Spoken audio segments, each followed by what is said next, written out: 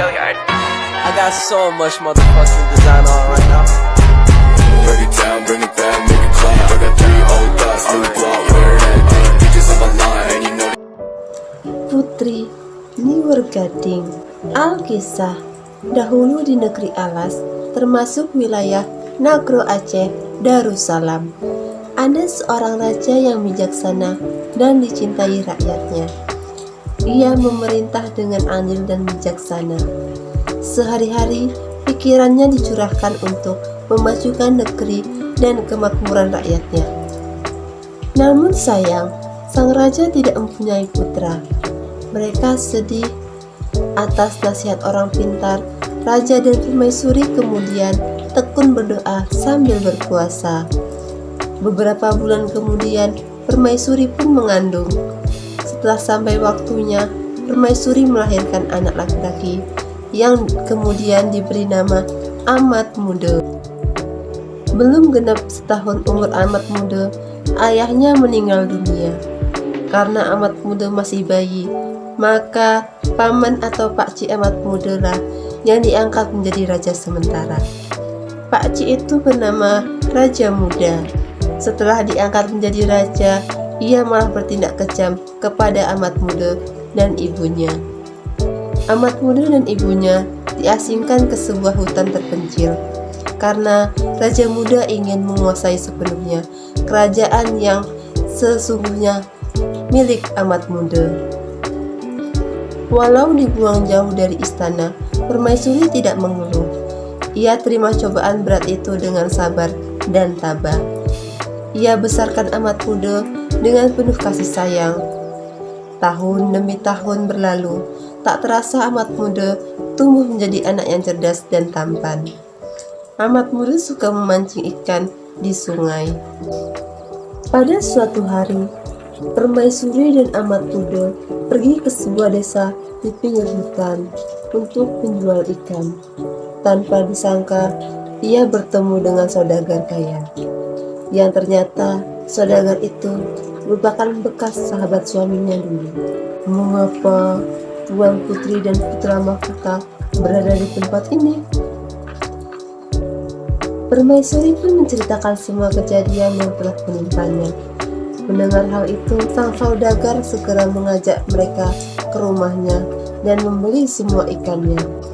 Setibanya di rumah, saudagar itu menyuruh istrinya untuk segera memasak ikan tersebut. Ketika sedang memotong perut ikan, sang istri merasa heran karena dari perut ikan itu keluar telur ikan yang berupa emas murni. Kemudian butiran emas tersebut dijual ke pasar oleh istri saudagar. Uangnya ia gunakan untuk membangun rumah permaisuri dan putranya. Sejak saat itu, permaisuri dan Amat Muda telah berubah menjadi orang kaya berkat telur-telur emas dari ikan. Cerita tentang kekayaan permaisuri dan putranya sampai ke telinga Raja Muda.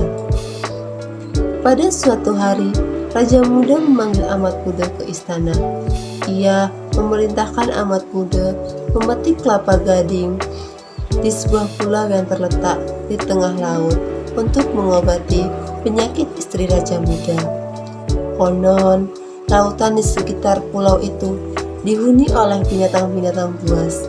Siapapun yang melewati lautan itu pasti celaka. Raja Muda mengancam Amat Muda jika tidak berhasil, ia akan dihukum mati. Tapi Amat Muda tak peduli dengan ancaman itu.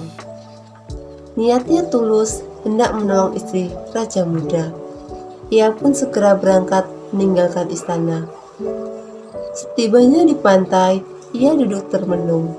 Tiba-tiba muncul di hadapannya seekor ikan besar bernama Silenggang Raya, didampingi oleh Raja Buaya dan seekor naga besar. Singkat cerita, Amat Muda telah menemukan pohon kelapa gading dengan bantuan Silenggang Raya, Raja Muda, dan seekor naga. Selanjutnya, Amat Muda memanjat pohon. Ketika sedang memetik buah kelapa gading, tiba-tiba terdengar suara seorang perempuan. Siapapun yang berhasil memetik buah kelapa gading, ia akan menjadi suamiku. Siapakah engkau? Aku Putri Niwer Gading. Amat muda cepat-cepat memetik kelapa gading. Setelah turun dari atas pohon kelapa, alangkah takjubnya amat muda melihat kecantikan Putri Niwer Gading. Akhirnya, amat muda pun mengajak sang putri pulang ke rumahnya untuk dipersunting. Setelah menikah, amat muda beserta istri dan ibunya berangkat ke istana untuk menyerahkan buah kelapa gading. Kedatangan amat muda membuat raja muda terheran-heran. Orang yang berhasil melewati rintangan di Pulau Angker pastilah orang yang sakti. Ia tidak mau main-main lagi. Ini tidak ada alasan untuk menghukum mati keponakannya itu. Akhirnya, raja muda sadar atas kesalahannya. Ia memohon maaf kepada permaisuri dan amat muda. Beberapa hari kemudian, amat muda dinobatkan menjadi raja negeri Alas.